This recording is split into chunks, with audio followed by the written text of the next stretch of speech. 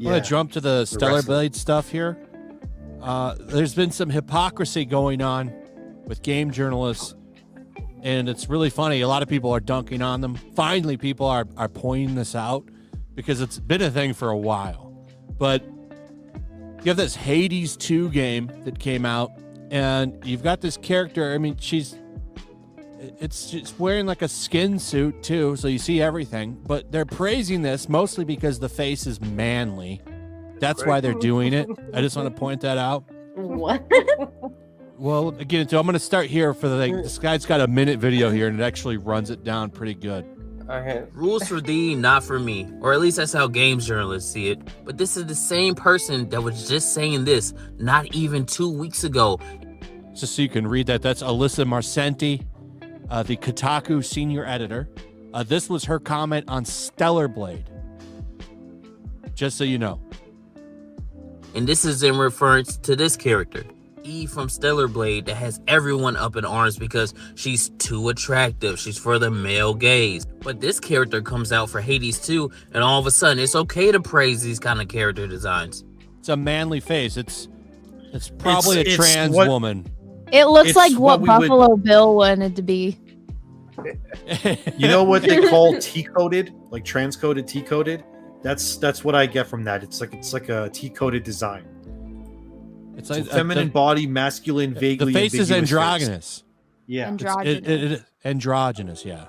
You sound like Fatal J now.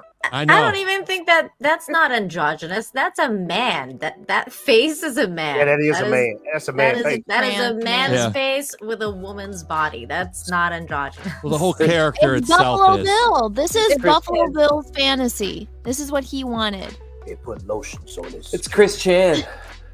Oh, but Jesus Christ. They're all hot for this. Especially Alyssa. Like, how can you say this and not be Mommy, sorry. One of those porn addicted horny freaks that you keep saying everybody else is because they like E from Stellar Blade? Can you please make it make sense? And they're gonna try to gaslight you and be like, one is okay and one isn't, when they're the exact same thing. It doesn't work like that. Again, it goes back to a trend that we keep seeing, how if it's a game from the East, they're really critical of it. They don't want to see none of that shit. But if it's a game from the West, they're going to let it slide. They're going to praise it. They're going to call it all kind of sexy and right type of hot. And apparently this is the right type of hot that checks all the boxes.